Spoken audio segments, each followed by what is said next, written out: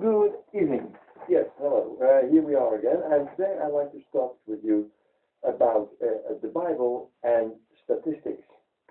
Of course, the Bible is in the first place a book about belief in God, believing Jesus, Yeshua. But there are also very interesting mathematical relationships in the Bible. And one thing I like to start with to discuss is Bible and statistics. Well, how about Bible and statistics? Well, and there are in the Bible, and we're talking about here about prophecies, forsayings that were done by people that are appointed by God to do certain statements that would happen in the far, far future. Prophecies, statements that would happen many hundreds of years, many generations of people later than they were stated and than they were pronounced. And God has them written down in the Bible, as we know. And these prophecies are a couple of thousand years old, from 6,000 years to about 2,000 years old. So these are at least the minimum time old is about 2,000 years. With the last prophecy done, approximately 2,000 years old. And they are happening right now. So some of them are happening right now in our days. Well, there are some people who found out that there are in the Bible approximately 3,000 prophecies. And they also calculated that about 2,500 of these prophecies have already been fulfilled. Well, in the Bible, we accept that the world's total history will be about approximately 7,000 years. From the first day of creation till the last day, that the earth and the heavens will be destroyed, according to 3 Peter something. I think it's more than Peter in the New Testament about Peter, that the heavens and the earth will be destroyed. The elements would melt in fire, that they will not exist anymore. And a new heaven and a new earth and new Jerusalem will be coming. But that would take about 7,000 years. And we are now approximately in the neighborhood of 6,000 years world history. And that means that the 2,500 prophecies have been over the last 6,000 years. And also there is, of course, an overlap. There are also 500 remaining prophecies for the future. And we can see them, these prophecies, we see them being fulfilled. There are prophecies for the far past. There are prophecies for the recent past. There are prophecies for the the next coming future, and there are prophecies for the further future. So I like to discuss about this in a statistical way, because every prophecy has a certain kind of probability, statistical probability of becoming truth, if you consider a prophecy coming true purely based on coincidence, purely based on a random chance. Well, if that was true, if it was really random chance instead of being guided by God, then the random chance from a prophecy will be, and I will note the number down. It's several statistical guys have found this out, that a chance of a prophecy coming through by chance, by a coincidence, lays between 1 to 1,000 and 1 to a billion. Yeah. So,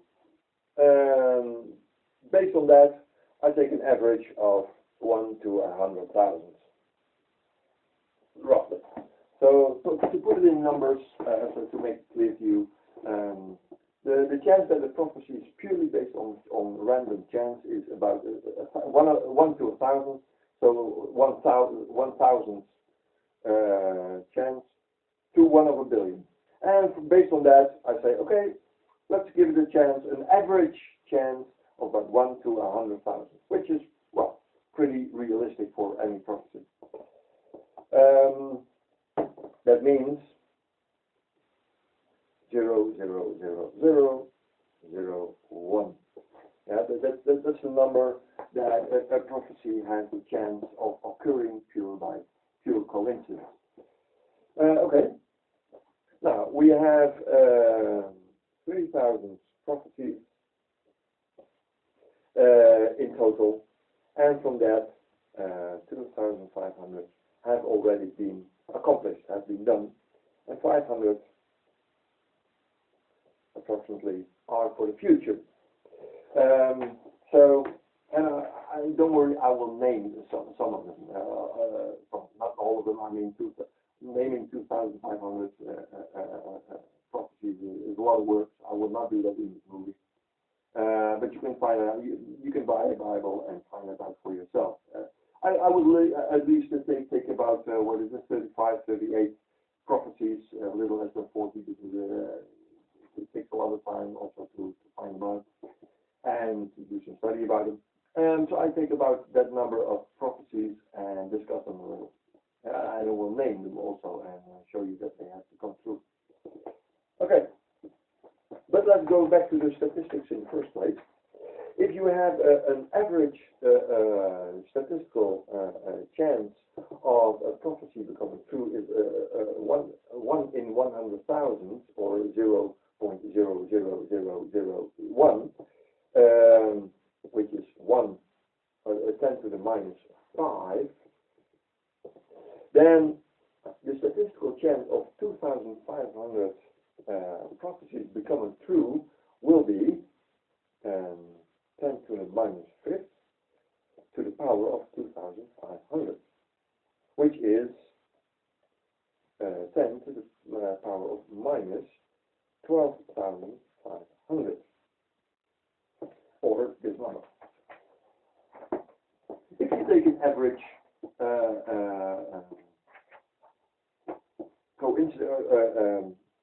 average chance of 1 to 100,000.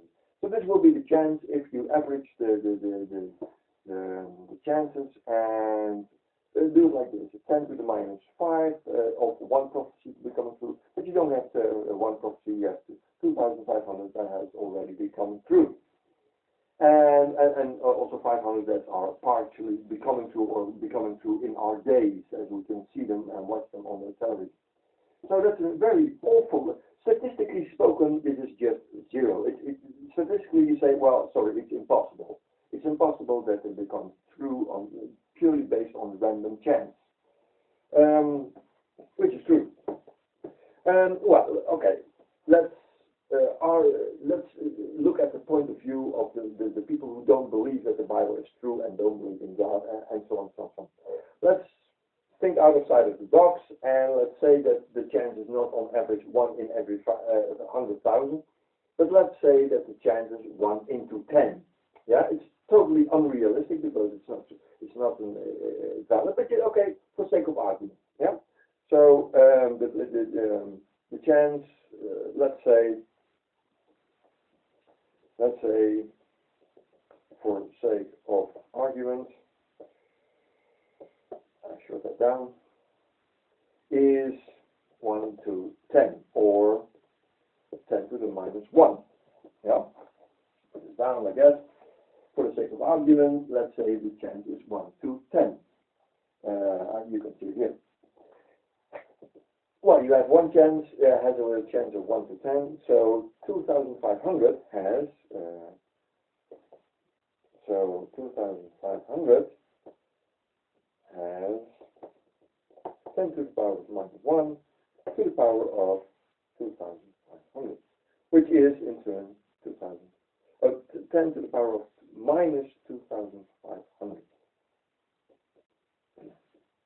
If you take the unrealistic, statistically spoken, unrealistic number of a chance of 1 to 10, you have you end up with a number of 10 to the power of minus 2,500. Okay, that's still, statistically spoken, it's 0. Well, okay, let's go even further and to say, okay, a real absurd statistical way of thinking, and let's say that it's not 1 out of 10, but it's 50%, so a half, 0.5. No, so let's say that every prophecy has a chance of 0.5 to become true, 50%. It's either yes or either no. Even then, if you have 2,500 prophecies, it's 0.5 to the power of 2,500. So 0.5 times 0.5 times 0.5 times 0.5 times 0.5 times 0.5, etc. So you do that 2,500 times. It's still 0. You may calculate it on your own calculator. But 0.5 to the power of 2,500 is still 0. Statistically spoken, it's 0. It doesn't happen. It's impossible. But okay, let's look at it from the standpoint of people who don't believe in the Bible, who don't believe in God, and think that everything is a coincidence.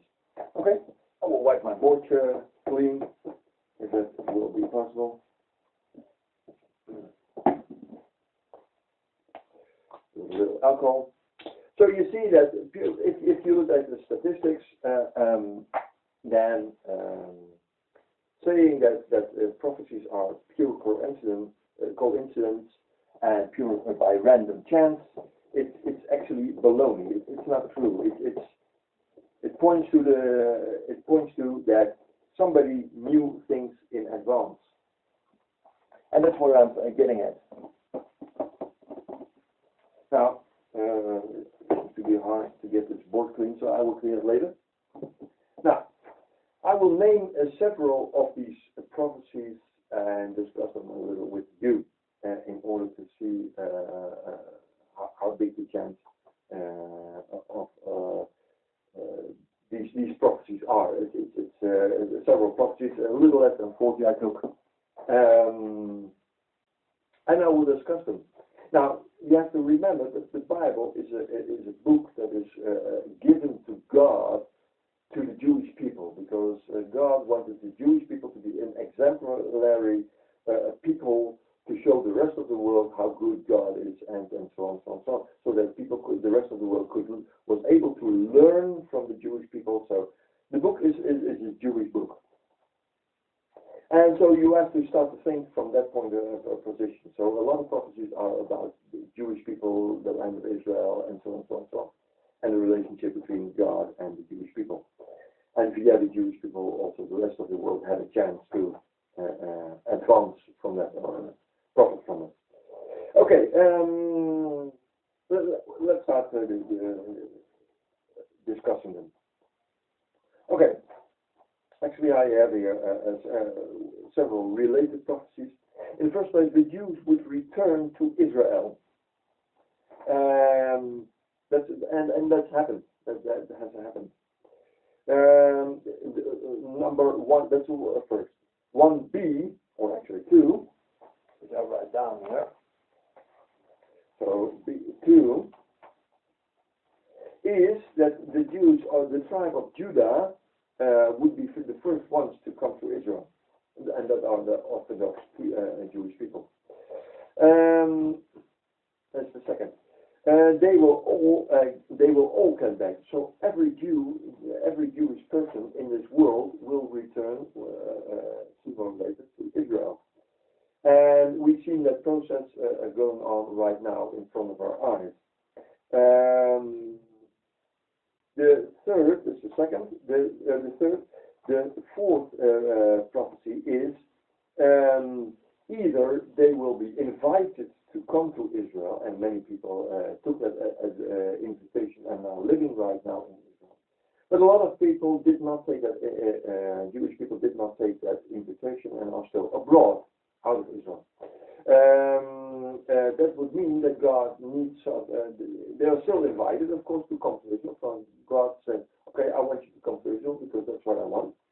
And so God said, I will send you fishermen to pick you up and to say, okay, in a friendly way, come and get to Israel because that's what God wants.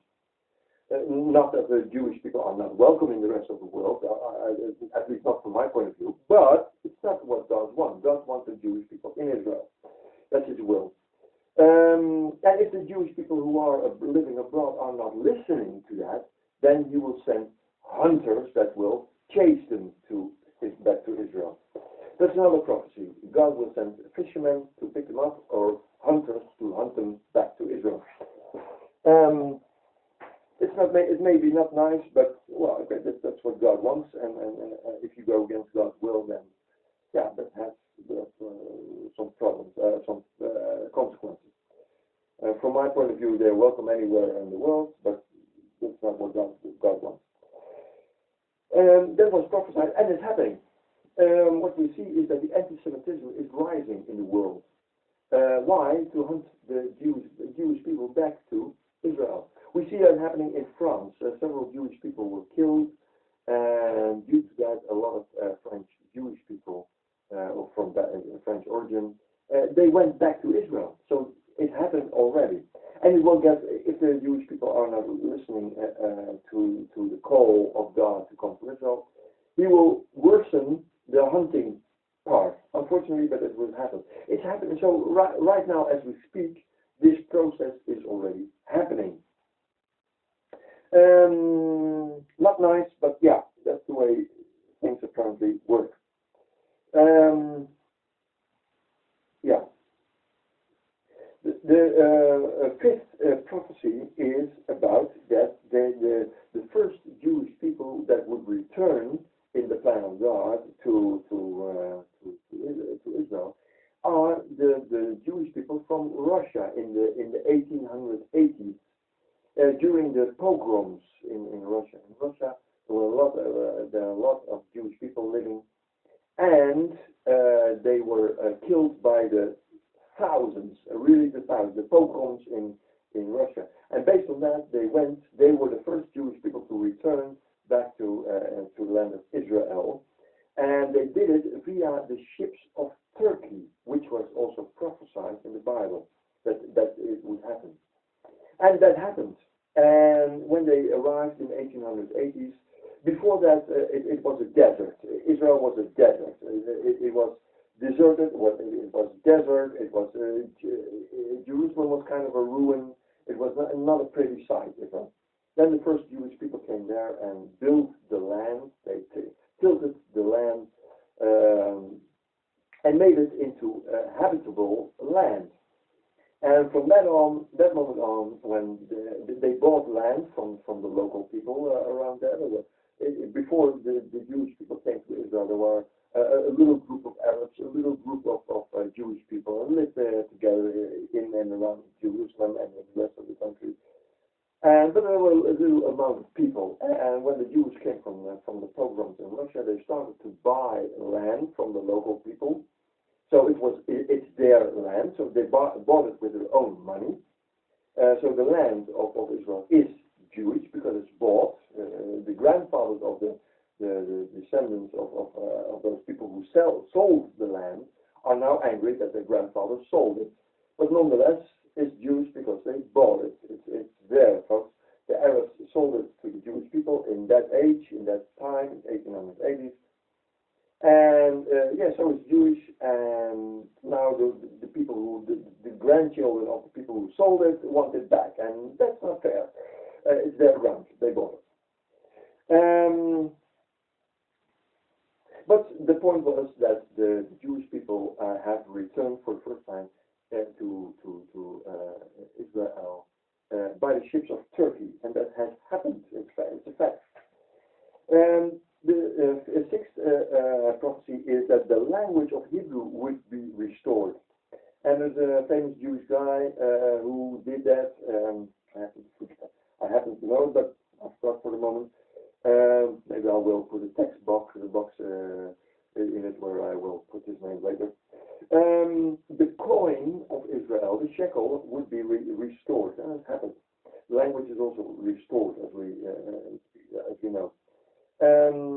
thing is,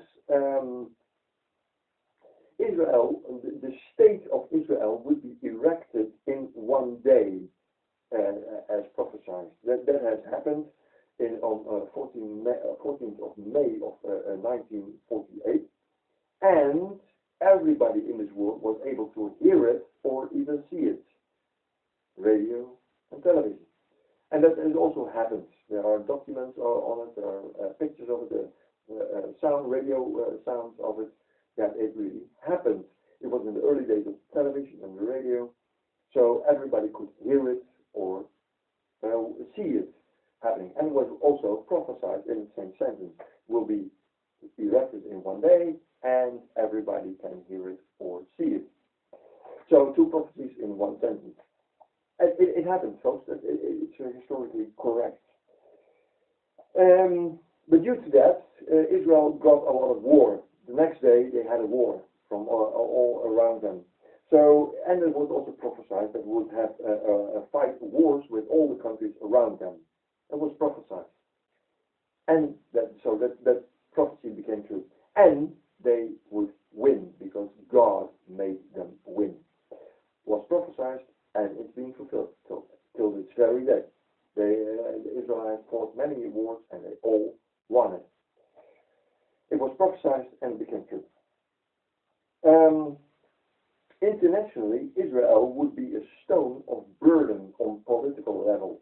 It would be a problem for all of the countries that are willing to meddle with the political situation in the Middle East, what we know now, and all kinds of resolutions, Oslo and whatever kind of resolutions.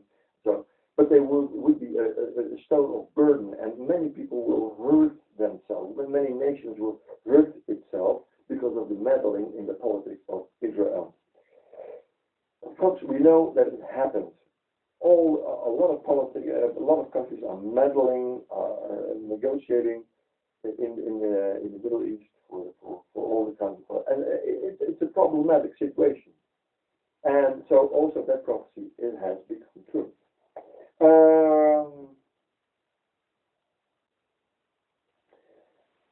The Jewish people would fly back home. Well, they would fly back home as doves to their home, and on the clouds, and so on. Well, that has happened, but it could not happen until 1904, when the brothers Wright invented the airplane, and so many years later, the first airplanes appeared where persons could be transported massively. And that happened. So it could not have started before 1904. And it just happened. It became a historical truth. Now, well, the Jewish people returned. During the decades, they bought land massively. They bought land and worked it. There were swamps. It was infested with mosquitoes carrying malaria and so on. So the Jews worked very, very, very hard with blood, sweat, and tears, literally, and death because of the mosquito and because of the malaria. But they tilled the land and made it fruitful. The people who lived there before, the Muslim people, had many hundreds, maybe thousands of years to do the same thing, but they never did it. So from that point of view, Israel and Jerusalem is not so holy as the Islamic people want you to believe. If it would, then, in my opinion, if this is really a holy place to you, why don't you treat it as such? You had hundreds of years the time to treat it as a holy place, but you didn't. So don't give us the crap that now Jerusalem and Israel is a holy place for Islam. It's not. Sorry.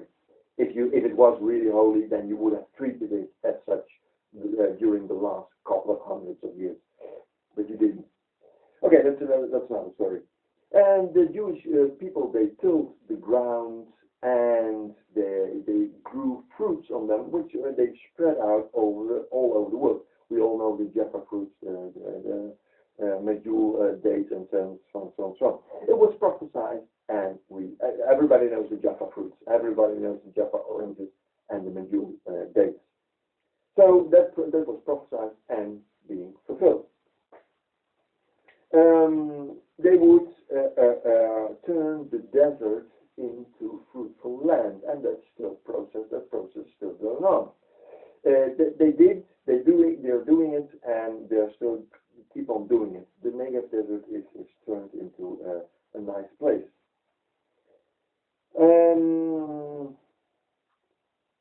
Also from the New Testament there are some prophecies that have become true.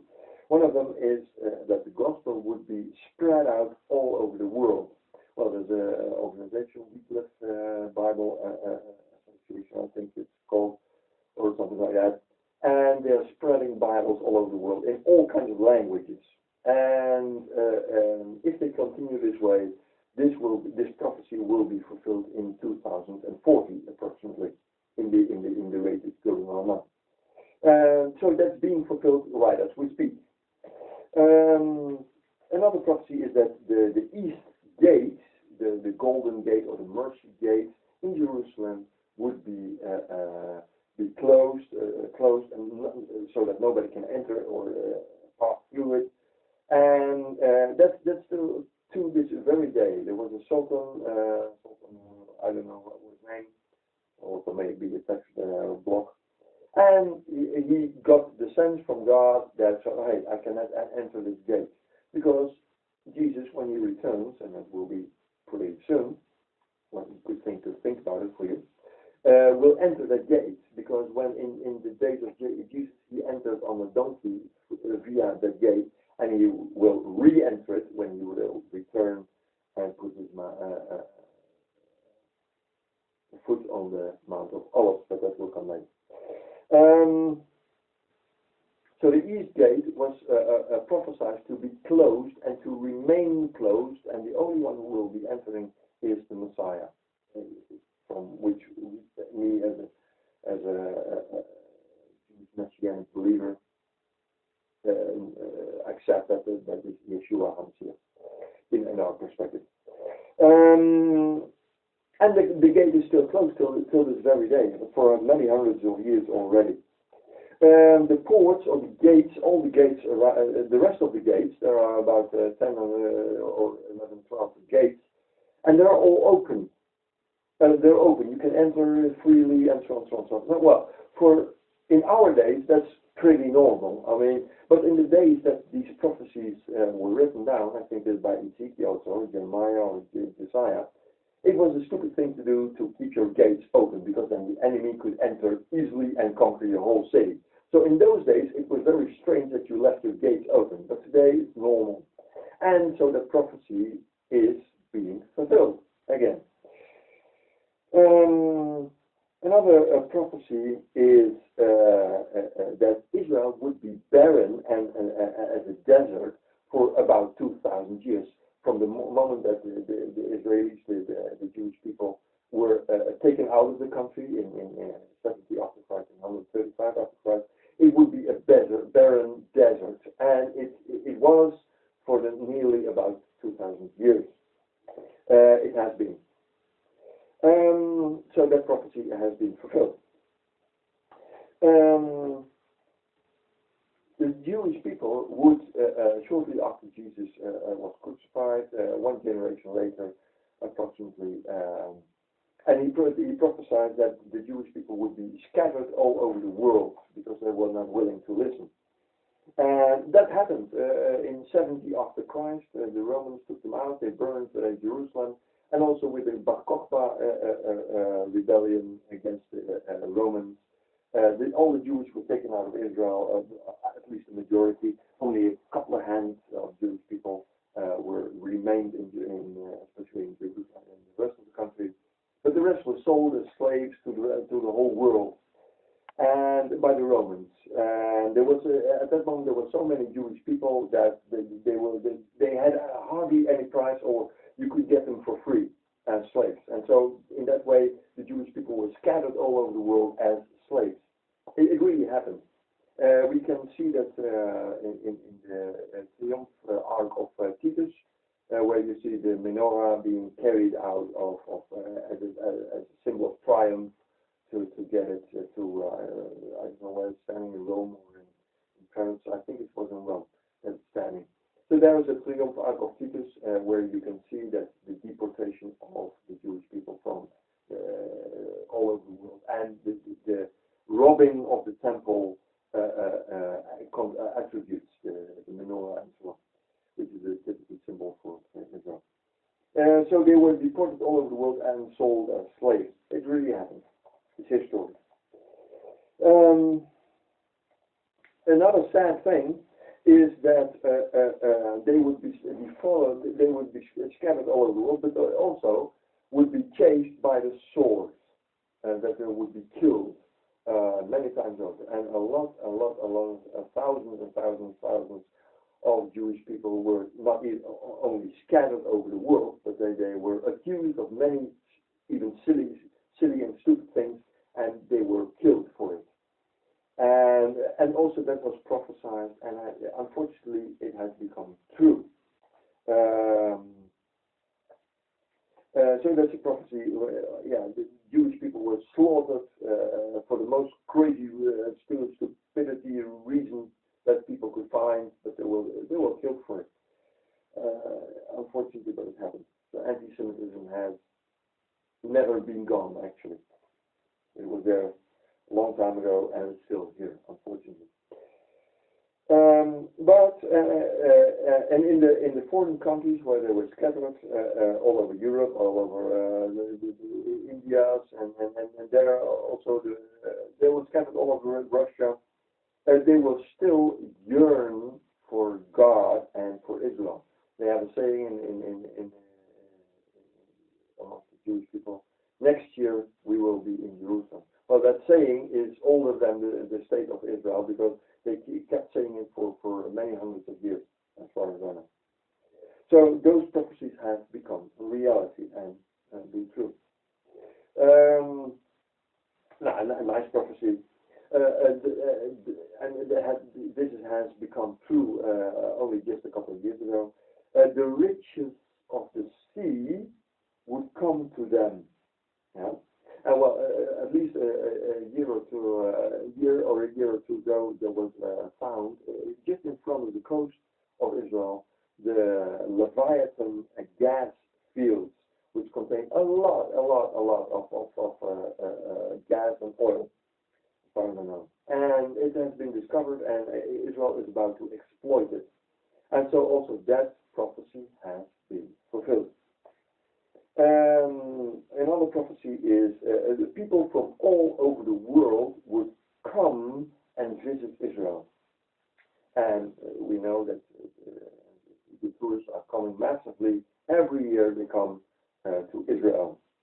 Second thing is, they would bring their riches, they would bring money with them. And that's what the tourists do. If they spend their holiday, they bring money with them and bless Israel with it. So two prophecies in one. It has both been fulfilled. Next thing. Another thing is that these people would especially come with the festivity days of Sukkot. That was prophesied also in, if I recall well, Zechariah 14, that people from all over the world would come and come to Israel, to Jerusalem especially, and celebrate Sukkot. It happened this year, it happened last year, year before. It's going on for many years already. People are coming to Israel to celebrate Sukkot. The Bible prophesies that Zechariah lived a couple of hundred years before Christ, and so it's about 2,500 years old, this prophecy, and it's being fulfilled in our days. We can see it, etc. You can see it on the internet, YouTube, if you don't believe me. So that prophecy has been fulfilled. Prophecy is 2,500 years old. God would bring back all the Jews from all over the world and give them back their own land.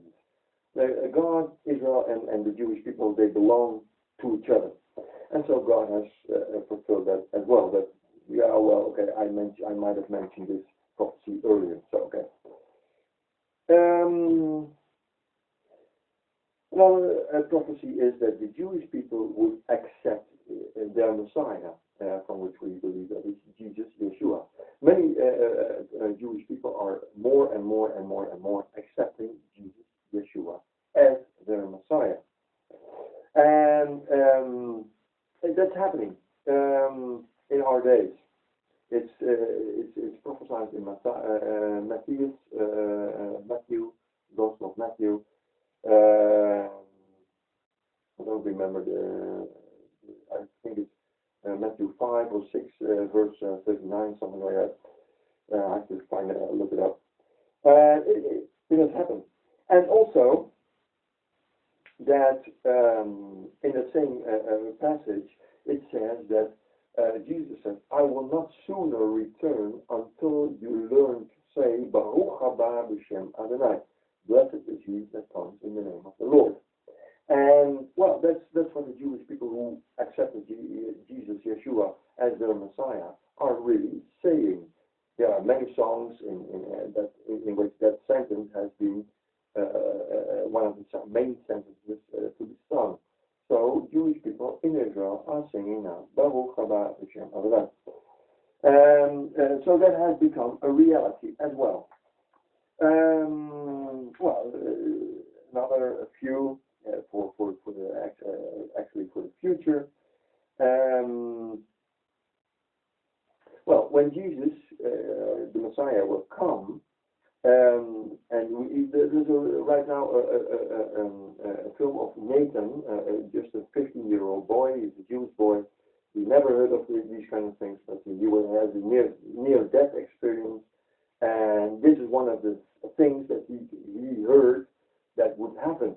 That the Messiah would come and put his feet on the Mount of Olives, and it would split in two.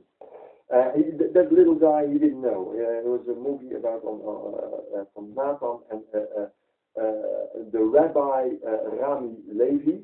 You can find it on YouTube.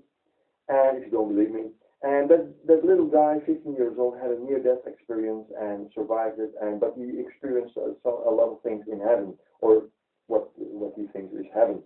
I don't know if I agree totally, but okay, let's assume it's he really saw what he saw. Okay, I don't know. I don't have an opinion yet about that movie, but okay. Nonetheless, this aspect was prophesied in the Bible, and it has become true, or it will become true. Jesus will put his feet upon the Mount of Olives, and it will split in two. Now, guess what? There is right now, as we speak, there is a fault line coming from all down to Ethiopia, all the way to Israel, underneath the Mount of Olives. So yes, there is a fault line, and it's trembling, folks. It's trembling in our days.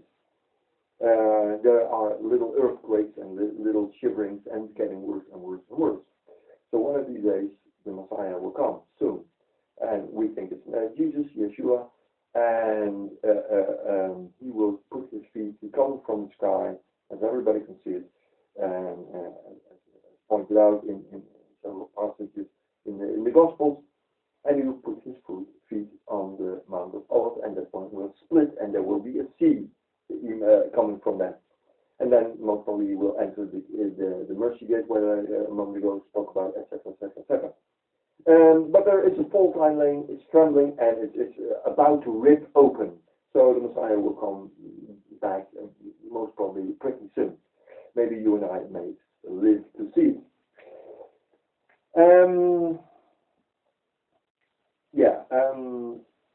Okay, the Jews are still right now, as I said before, they are still now in foreign countries, where they are cozy. They have there's a good climate to be there in foreign countries, like in Europe, America, etc. The economy is right, the situation is still right, it's still pretty nice in those countries.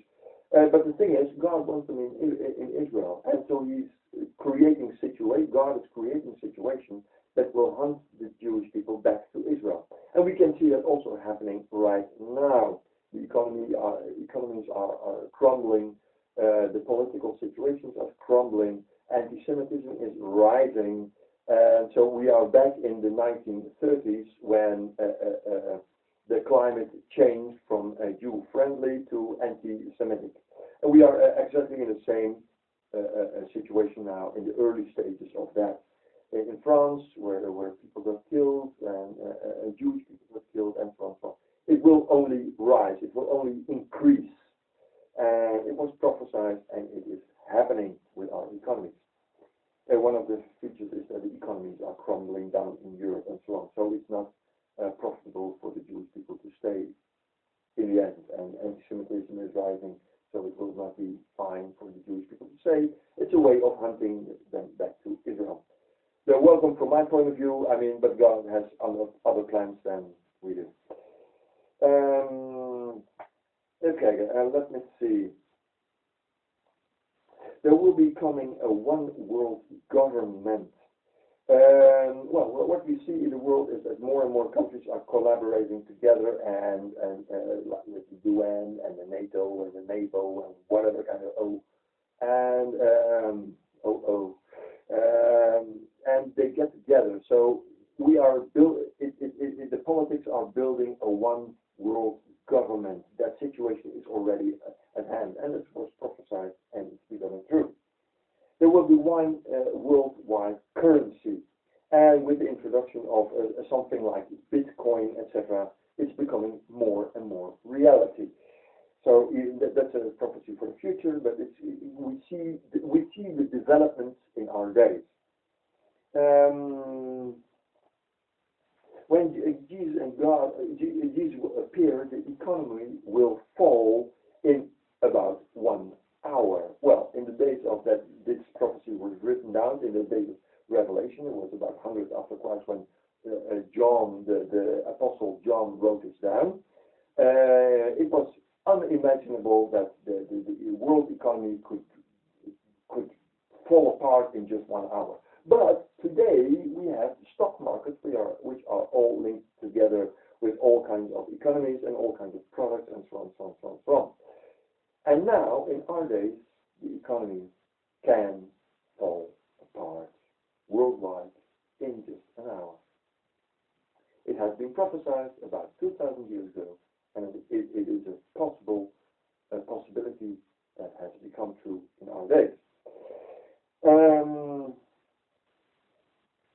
There's also one prophecy I'd like to mention, that in Zechariah, that the countries that are raging against Israel will be punished with something that appears to be in our days with the knowledge that we have now, like an atomic fusion bomb. And it says that the people who are standing on their feet will stand on their feet, and when that plague is happening, Zechariah 14, if I remember correctly, then the people who are standing on their feet, and they will be melt down. The body parts will melt from that body, and it will deteriorate while they're standing on their feet. We can only see that as an atomic blast. And it was prophesied, and we know that our technology is so far that it's possible. So these are several, a little less than 40 prophecies, and I'm not going to discuss all the 2,500. That would take a whole movie.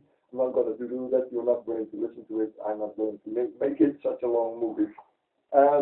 But folks, these prophecies have been prophesied a couple of thousand years ago, 2,000 years at a minimum, 6,000 years at maximum, and we see that these prophecies are becoming true. Those people couldn't have known that they were, how it could be fulfilled, but nowadays we know how they could be fulfilled. So at least we have, what is it? I've written it down before. Well, I think I counted these prophecies in advance, and there are about 37 prophecies. Well, based on statistics, this number, you have 3 different options. The realistic probability. The realistic probability is 10 to the minus 5 to the power of 37, which is 10 to the power of minus 185. That's a realistic number. I will show you the numbers in a moment.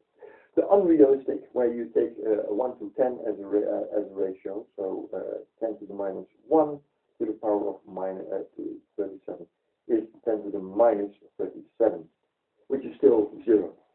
And if you take a point, 50% or a half to the power of 37, it's still a very small number. I don't know exactly how much. If you want me to calculate, I can calculate.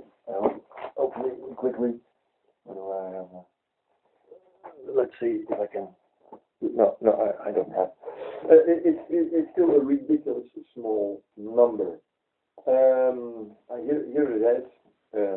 If you assume, if you take on average, of course, I know it's on average, it's not exactly, but on average, a chance of one prophecy to come true as a chance of 1 to 100,000, which turns to be 10 to the power of -5. Then if you have 37 prophecies, which I just named, I thought it was 37, I have to recount them, but approximately 37, a little less than 40, then the statistical chance, the realistic statistical chance is 10 to the power of -185. If you take 1 to 10 as a chance, which is unrealistic, but okay, let's assume for argument's sake, to the power of 37, the statistical chance is 10 to the power of -37. And if you take half to the power of 37, it's still a ridiculously small number. So apparently, somebody must have had this knowledge in advance. And he passed it on to the people who we call prophets. Actually, this knowing to be true, this is all true. All these prophecies have become reality. That proves actually that the Bible is true. And statistically, you can say, okay, this person who we know as God, Jesus, and the Holy Spirit, gave people who we call prophets words that have to become true in the future. And so that points out that God is real, and God wants to be your Father. We know it's real. God is real. It's a reality. What the Bible says is true, both the Old Testament and the New Testament, because also in the New Testament we find prophecies that have been fulfilled and are being fulfilled right as we speak. And so the Bible is a real thing. There is no, I repeat, there is no religion on the earth that has such accuracy, also in statistical way, of telling the truth. And you can test it yourself. There are about 3,000 prophecies, from which 2,500 approximately have become true already. And I just gave you just a couple of tens. There are many more, of course, and you can test them yourself. And even from those little 40, you can see that it's statistically impossible. That is pure random chance. It's statistically impossible. And that means that there can only be one solution to this issue, and that is that God knew everything in advance and gave that in a book which we now know as Bible. Folks, it's true. Jesus is reality. God is reality. Heaven and hell is reality. I made a movie about it a while ago already. Think this over very carefully, because it's not too late yet, but Jesus, the Messiah, will return pretty soon. I don't know when. Could be next week, could be next month, could be next year, could be in 10 years, could be in 20 years, 50 years, maybe 100 years, but he will come back pretty soon. Think it over. Because he loves you, God loves you, and he wants you to keep make it up with him. We all did stuff wrong. I did stuff wrong, and I have to repent over my sins, over my wrongdoings, and repent over that and say, God, forgive me in the name of Jesus Christ. He paid my debts. I mean, if I drive through red light, I have to pay debt.